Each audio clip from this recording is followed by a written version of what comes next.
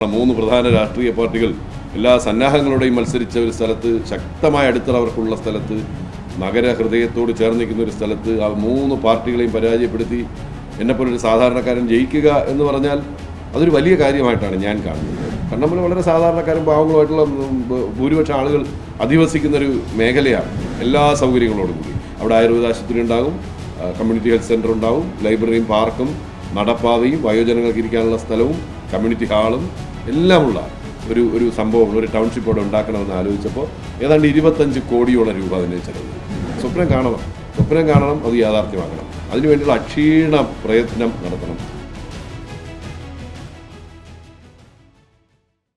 നമസ്കാരം. ഇക്കഴിഞ്ഞ ദിവസം തിരുവനന്തപുരം നഗരസഭയിൽ അവതരിപ്പിച്ച ബഡ്ജറ്റിൽ കണ്ണമ്മൂലയിൽ ഒരു ടൗൺഷിപ്പ് വരും എന്ന് പറഞ്ഞിരുന്നു. 7.5 കോടി രൂപയാണ് ഈ ടൗൺഷിപ്പിനായി അനുവദിച്ചിരിക്കുന്നത്. എന്തുകൊണ്ടാണ് കണ്ണമ്മൂല എന്നുള്ള ഒരു പ്രദേശം ടൗൺഷിപ്പിനായി തിരഞ്ഞെടുത്തത് എന്നുള്ള ചോദ്യമാണ് ഉയർന്നു വരുന്നത്. ഈ ഒരു വിഷയത്തിൽ ഇന്ന് മറുനാടനോട് പ്രതികരിക്കുകയാണ് കണ്ണമ്മൂലയുടെ കൗൺസിലറായ, അതുകൂടാതെ നഗരാസൂത്രണ സ്റ്റാൻഡിംഗ് കമ്മിറ്റി ചെയർമാൻ കൂടിയായ ശ്രീ പാറ്റൂർ രാധാകൃഷ്ണൻ. കണ്ണമ്മൂല വെലുത്തമ്പി ദളവയും ചട്ടമ്പി സ്വാമികളും ഒക്കെ കൊണ്ട് വളരെ അറിയപ്പെടുന്ന, അല്ലെങ്കിൽ അങ്ങനെ ഒരു ചരിത്രമുള്ള, ഒരു ഐതിഹാസികമായ ചരിത്രമുള്ള ഒരു നാടാണ് കണ്ണമ്മൂല.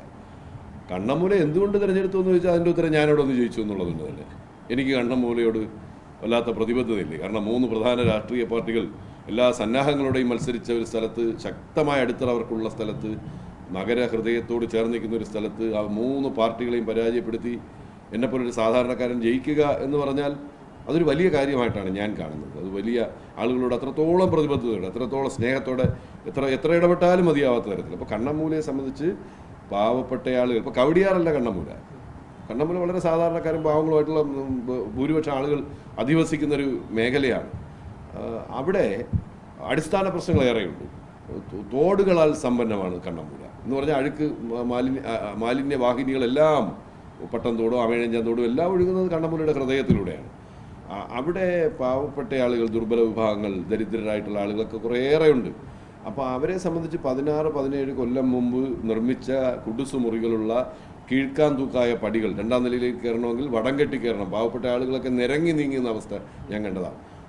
ആ വീടുകൾ ഏതാണ്ട് 125ഓളം കുടുംബങ്ങൾ, 125ഓളം കുടുംബങ്ങളിലായി 1000-ലധികം ജനങ്ങൾ. അപ്പോൾ ഇവർ ആ വീടുകൾ, കുടുസുമുറികളിൽ പിന്നെ വീട്ടിലെ മക്കൾ മുതിർന്നവരായാൽ പിന്നെ താമസിക്കാൻ കഴിയില്ല. ടെലിവിഷനൊക്കെ ചെല്ലുമ്പോൾ പ്ലാസ്റ്റിക് കവർ കൊണ്ട് മൂടിയിരിക്കുകയാണ്. മഴവെള്ളം ചോർന്നൊലിക്കുന്നു. അവിടെ ഒരു അംഗനവാടിയിലേക്ക് 2 തവണ സീലിംഗ് അടർന്നു വീണു. കുട്ടികൾ തറയിൽ പായ വിരിച്ച് കിടന്നുറങ്ങിയാണ്. പിഞ്ചു കുട്ടികൾ. ഈ കുരുന്നുകളുടെ ശരീരത്തിലെങ്ങാനും വീഴാത്തത് മഹാഭാഗ്യമെന്നേ പറയേണ്ടതുള്ളൂ. അപ്പോൾ അങ്ങനെ വല്ലാത്ത കഷ്ടപ്പാട്, മൃഗതുല്യരായി ജീവിക്കുന്ന കുറേ ആളുകളെങ്കിലും അവിടെ ഈ 16-17 വർഷമായ ഈ കെട്ടിടങ്ങൾ മാറ്റിക്കൊണ്ട് പുതിയ ഒരു ആളുകൾക്ക് സന്തോഷകരമായ ജീവിതം നയിക്കാൻ, കണ്ണമ്മൂലയ്ക്ക് അഭിമാനമായി ഉയർത്തി കാണിക്കാൻ കഴിയുന്ന ഒരു സംരംഭം ഉണ്ടാവണം. ഞാൻ ഇവിടെ സത്യപ്രതിജ്ഞ ചെയ്ത് കൗൺസിലറായ അടുത്ത ദിവസം മുതൽ ഇത് സംബന്ധിച്ച് ഉദ്യോഗസ്ഥരുമായി സംസാരിക്കുകയാണ്. ഇവിടുത്തെ ഉദ്യോഗസ്ഥർ പൂർണ്ണമായ പിന്തുണയും സഹകരണം തന്നു. എൻ്റെ കൂടെ പലതവണ ആ പ്രദേശം സന്ദർശിച്ചു. അത് സംബന്ധിച്ച് ഒരു പ്രാഥമികമായ റിപ്പോർട്ട് തയ്യാറാക്കി. അത് കഴിഞ്ഞ് ബഹുമാനപ്പെട്ട മേയറോടും ഡെപ്യൂട്ടി മേയറോടും സംസാരിച്ചു. അവരോടും 2 പേരോടും മാത്രമല്ല, ഞാൻ മുൻ കേന്ദ്രമന്ത്രി ശ്രീ രാജീവ് ചന്ദ്രശേഖർജിയുമായിട്ട് ഇതിനെ സംബന്ധിച്ച് 2-3 ഘട്ടങ്ങളിൽ പോയി അദ്ദേഹത്തെ സമയം ചോദിച്ച് കണ്ട് സംസാരിച്ചു. അപ്പോൾ അദ്ദേഹം എനിക്ക് വളരെ പോസിറ്റീവായി ഒരു വളരെ നമ്മളെ അങ്ങോട്ട് റെസ്പെക്ട് ചെയ്യുന്ന പോലെ തന്നെ നമ്മളെ ഇങ്ങോട്ട് റെസ്പെക്ട് ചെയ്തിട്ടുണ്ട്. വളരെ സ്നേഹത്തോടെ ചേർത്ത് പിടിച്ച് അദ്ദേഹം കുറേ അഡ്വൈസ് തന്നു. ഇങ്ങനെയൊക്കെ നിങ്ങൾ ചെയ്തു, ഈ കാര്യങ്ങൾ നന്നായി നടക്കട്ടെ. അപ്പം ഞാൻ അതിനെ സംബന്ധിച്ച് പ്രാഥമികമായ ഒരു കണക്കെടുത്തപ്പോൾ അതിൻ്റെ DPR ഒക്കെ ഇനി തയ്യാറാക്കാൻ പോകുന്നതേ ഉള്ളൂ. പ്രാഥമികമായ ഉദ്യോഗസ്ഥരുമായി സംസാരിച്ചപ്പോൾ ഒരു ആധുനിക രീതിയിലുള്ള ഒരു ടൗൺഷിപ്പ് നിർമ്മിക്കുക, എല്ലാ സൗകര്യങ്ങളോടും കൂടി. അവിടെ ആയുർവേദ ആശുപത്രി ഉണ്ടാകും, കമ്മ്യൂണിറ്റി ഹെൽത്ത് സെൻ്റർ ഉണ്ടാകും, ലൈബ്രറിയും പാർക്കും നടപ്പാതയും വയോജനങ്ങൾക്ക് ഇരിക്കാനുള്ള സ്ഥലവും കമ്മ്യൂണിറ്റി ഹാളും എല്ലാമുള്ള ഒരു സംഭവം, ഒരു ടൗൺഷിപ്പ് അവിടെ ഉണ്ടാക്കണമെന്ന് ആലോചിച്ചപ്പോൾ ഏതാണ്ട് 25 കോടിയോളം രൂപ അതിന് ചെലവ് വരും.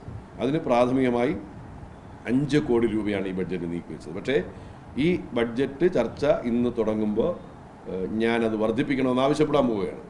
വേണമോ വേണ്ടേ എന്നൊക്കെ തീരുമാനിക്കേണ്ടത് ഇന്ന് ഭരണ നേതൃത്വമാണ്. ഞാനത് വർദ്ധിപ്പിക്കണം. കാരണം പ്രാഥമികമായി ഒരു കൺവെൻഷണൽ രീതിയല്ല അവലംബിക്കാൻ പോകുന്നത്. കൺവെൻഷണൽ രീതിയാണെങ്കിൽ പ്രാഥമികമായ കാര്യങ്ങൾ മണ്ണ് ഫിൽ ചെയ്ത് അതല്ല. അങ്ങനെ ഒരുപാട് കാലം 5, 6, 7 കൊല്ലമെടുത്തത് പൂർത്തിയാക്കിയാൽ ഈ ആളുകളെ പുനരധിവസിപ്പിക്കാൻ അതൊരു വലിയ പ്രശ്നമാണല്ലോ, പുനരധിവാസം. അപ്പോൾ അതുകൊണ്ട് വളരെ പെട്ടെന്ന് ചെയ്തു തീർക്കുന്നുള്ള തരത്തിലുള്ള ഒരു മെത്തേഡിന് കൂടുതൽ പണം തുടക്കത്തിലേ വേണമെന്നാണ് മനസ്സിലാക്കുന്നത്. അതിനുവേണ്ടി ഈ ബഡ്ജറ്റ് ചർച്ചയ്ക്കിടെ ആവശ്യപ്പെടണം എന്നാണ് ഞാൻ വിചാരിക്കുന്നത്. എനിക്ക് സമയം അനുവദിക്കുമെങ്കിൽ, ബഡ്ജറ്റ് ചർച്ചയിൽ എനിക്ക് മേയർ സമയം അനുവദിക്കുമെങ്കിൽ അതുകൂടെ ആവശ്യപ്പെടണം എന്നാണ് ഞാൻ വിചാരിക്കുന്നത്. അത് നിങ്ങൾ ചോദിച്ചത് നന്നായി.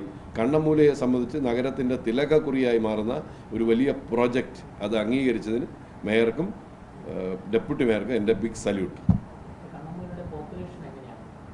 കണ്ണമ്മൂലയിൽ ഏതാണ്ട് വോട്ടർമാരായിട്ട് 7000 താഴെ ആളുകളാണുള്ളത്. പക്ഷേ വോട്ടില്ലാത്ത ആളുകൾ ഒരു 30% ആളുകൾക്കെങ്കിലും വോട്ടില്ലാത്തവരായിട്ടുണ്ട്. ഈ നഗരസഭയുടെ ലോക്കൽ ബോഡി ഇലക്ഷൻ്റെ വോട്ടർ പട്ടിക എന്ന് പറഞ്ഞാൽ ഒരു 20% ആളുകൾ പുറത്താണ്. വോട്ടർ പട്ടികയിലുള്ളവരിൽ പലരും കാരണം ഒരു 15, 18, 20 കൊല്ലം മുമ്പുള്ള വോട്ടർ പട്ടികയാണ്. അതിൽ പിന്നെ വോട്ട് ചേർത്തവരൊക്കെ കുറേ ഉണ്ട്. മരിച്ചുപോയ ആളുകൾ തന്നെ ഓരോ ബൂത്തിലും 50, 55 പേര് വോട്ടർ പട്ടികയിൽ ഇപ്പോഴും ഉണ്ട്. അപ്പോൾ ആകെ നോക്കിയാൽ ഏതാണ്ട് 10,000-ത്തിനടുത്ത് പോപ്പുലേഷനുള്ള ഒരു വാർഡാണ് കണ്ണമ്മൂല. ഒരു ഏകദേശ കണക്ക്, അത് എസ്റ്റിമേറ്റ് ഒന്നും പറഞ്ഞുകൂടാ, ഒരു പ്രാഥമിക റിപ്പോർട്ട് മാത്രമാണ് ആയിട്ടുള്ളത്. ഇവിടുത്തെ നമ്മുടെ ഉദ്യോഗസ്ഥർ തയ്യാറാക്കിയ ഒരു പ്രാഥമികമായ റിപ്പോർട്ട് ചില വിദഗ്ധന്മാരോട് ഡിസ്കസ് ചെയ്യുകയും ചെയ്തു. ഞാനും ഈ ഉദ്യോഗസ്ഥരുമൊക്കെ കൂടെ ഇവിടെ ഈ മുറിയിലിരുന്ന് തന്നെ ആ കാര്യങ്ങൾ 2-3 ഘട്ടങ്ങളിൽ ചർച്ച ചെയ്തു. ഇപ്പോൾ കണ്ണമ്മൂല പുത്തൻപാലം ആ പ്രദേശം ഈ പറഞ്ഞ ജനത അധിവസിക്കുന്ന ആ വലിയ മേഖല തന്നെയാണ് അതിനുവേണ്ടി തിരഞ്ഞെടുത്തിരിക്കുന്നത്. അവിടെയൊക്കെ വലിയ വെള്ളക്കെട്ടിൻ്റെ വലിയ പ്രശ്നമുള്ള സ്ഥലമാണ്. അതുകൊണ്ട് കുറേയൊക്കെ ഉയർത്തി ചെയ്യുക, മണ്ണിട്ട് ഉയർത്തി വെള്ളം കയറാത്ത നിലയിൽ ചെയ്യുക. മഴ പെയ്താൽ പെട്ടെന്ന് ഒരു രാത്രി കൊണ്ട് വെള്ളം നിറഞ്ഞ് കവിഞ്ഞ് വീടുകളിലേക്ക് ഒഴുകുന്ന സ്ഥലമാണ് ഈ കണ്ണമ്മൂല വാർഡ്. വെള്ളക്കെട്ടിൻ്റെ പ്രശ്നമുണ്ട്. വെള്ളക്കെട്ടിൻ്റെ കാര്യത്തിലും ഈ ബഡ്ജറ്റിൽ അവതരിപ്പിച്ചിട്ടുള്ള തുക സംബന്ധിച്ച് എനിക്കൊരാശങ്കയുണ്ട്. അത് കുറവാണ് എന്നൊരു തോന്നൽ എനിക്കുണ്ട്. അത് മാറണം. അതുപോലെ മേയറൊക്കെ നേരത്തെ സൂചിപ്പിച്ച വിഷയങ്ങളായതുകൊണ്ട് ഞാൻ മറ്റു കാര്യങ്ങളിലേക്ക് കടക്കുന്നില്ല. ഈ വേസ്റ്റ് മാനേജ്മെൻറ്റും പട്ടിയെ സ്ട്രേ ഡോഗ്സിനെ മാറ്റി പാർപ്പിക്കുന്നതും ഷെൽട്ടർ ഉണ്ടാക്കുന്നതൊക്കെ പ്രശ്നങ്ങൾ നഗരത്തിലുണ്ട്. അതിന് മേയർ എനിക്ക് തോന്നുന്നു ഒരുപാട് അഡ്വാൻസ് ചെയ്ത കാര്യങ്ങൾ ചർച്ച ചെയ്തിരിക്കുകയാണ്. ഒരുപാട് ഇത്ര പ്രതീക്ഷിക്കാത്ത തരത്തിലുള്ള വലിയ മുന്നേറ്റമാണ്. നമ്മളൊരു ചെറിയ കുളമ്പടി വെച്ച കേട്ട് തുടങ്ങിയത് ഇപ്പോൾ എനിക്ക് തോന്നുന്നത് അത് ഉച്ചസ്ഥായിലേക്ക് പോകും എന്നാണ് എൻ്റെ പ്രതീക്ഷ. ഇപ്പോൾ മേയർ അടക്കം ഇന്നലെ ഞങ്ങളൊരു മീറ്റിങ്ങിൽ ഇരിക്കാൻ മേയർ പറഞ്ഞത്, നിങ്ങളെല്ലാം ഇത് ബഡ്ജറ്റ് സ്വപ്നമാണെന്ന് കരുതുന്നുണ്ടോ? ഞാനും ചിലപ്പോഴൊക്കെ വിചാരിക്കുന്നത് സ്വപ്നമാണ്. മേയർ പറയുകയാണ് ഞാനും ചിലപ്പോഴൊക്കെ കരുതുന്നത് സ്വപ്നമാണെന്ന്, അല്ല ഇത് യാഥാർത്ഥ്യമാക്കണം. അപ്പോൾ ഞാൻ പറഞ്ഞ അങ്ങനെയാണ്, സ്വപ്നം കാണണം, അത് യാഥാർത്ഥ്യമാക്കണം. അതിനുവേണ്ടിയുള്ള അക്ഷീണ പ്രയത്നം നടത്തണം. ഈ തോടുകളുടെ കാര്യം എടുത്താൽ തോടിനകത്ത് കാട് വളർന്നിരിക്കുന്നു പലയിടത്ത്. നിങ്ങൾക്കറിയാമല്ലോ, നഗരത്തിലെ തോടുകൾ കാട് വലിയ മരങ്ങൾ വളർന്നിരിക്കുകയാണ് തോടിൻ്റെ സൈഡ് വാളിൽ നിന്നൊക്കെ. അത് നീക്കി ഇത് ശുചിയാക്കണ്ടേ? പൂർണ്ണമായ ശുചി ഇപ്പം കുടിക്കാനുള്ള ജലമാക്കി മാറ്റാൻ കഴിയില്ല, അല്ലെങ്കിൽ കുളിക്കാനുള്ള ജലമാക്കി മാറ്റാൻ കഴിയില്ല. എങ്കിൽ പോലും ഈ ഇങ്ങനെ കിടക്കുന്ന ഒരു അവസ്ഥയ്ക്ക് മാറ്റം വരുത്തണ്ടേ? ഈ കൊതുക് പെരുകുന്ന നാറുന്ന അവസ്ഥയ്ക്ക് അതിനു വേണ്ടിയൊക്കെയുള്ള പരിശ്രമം വേണമെന്നാണ്. അത് പ്രത്യേകിച്ച് ഈ പദ്ധതികൾ പ്രഖ്യാപിക്കുമ്പോൾ സ്റ്റേറ്റ് ഗവൺമെൻറ് ഒരു പ്രധാന ഘടകമാണ്. സ്റ്റേറ്റ് ഗവൺമെൻറ് ഈ ഘട്ടം വരെയും ഒന്നിനോടും പുറംതിരിഞ്ഞ് നിൽക്കുമെന്ന് ഞാൻ കരുതുന്നില്ല. സ്റ്റേറ്റ് ഗവൺമെൻറ്റും സെൻട്രൽ ഗവൺമെൻറ്റും ഈ നമ്മുടെ നഗരസഭയുടെ ഭരണ സംവിധാനമെല്ലാം കൂട്ടായി നിന്ന് തിരുവനന്തപുരം നഗരത്തെ നമ്മുടെ ക്യാപിറ്റൽ സിറ്റി എന്നുള്ള നിലയിൽ മോടി പിടിപ്പിക്കാൻ അല്ലെങ്കിൽ മനോഹരമാക്കാൻ ഈ പറഞ്ഞ സൗകര്യങ്ങൾ ഏർപ്പെടുത്താൻ ഉള്ള പരിശ്രമം, അതിന് നഗരസഭയുടെ ടൗൺ പ്ലാനിംഗ് കമ്മിറ്റി അതിനെ ലീഡ് ചെയ്യുന്ന ആളെന്നുള്ള നിലയിൽ നേതൃത്വം കൊടുക്കാൻ കഴിയുമെന്നാണ് എൻ്റെ പ്രതീക്ഷ. എന്തായാലും നഗരസഭാ ബഡ്ജറ്റിൽ കണ്ണമ്മൂല ടൗൺഷിപ്പിന് വേണ്ടി ആദ്യഘട്ടമായി അനുവദിച്ചത് 5 കോടിയായിരുന്നു. എന്നാൽ 2.5 കോടി വർദ്ധിപ്പിച്ച് 7.5 കോടി രൂപയായി അംഗീകരിക്കുകയായിരുന്നു. ബഡ്ജറ്റിന്മേൽ ചർച്ചയ്ക്ക് മറുപടി പറയവേ ഡെപ്യൂട്ടി മേയർ ആശാനാഥാണ് 7.5 കോടിയായി ഉയർത്തിയ വിവരം പ്രഖ്യാപിച്ചത്.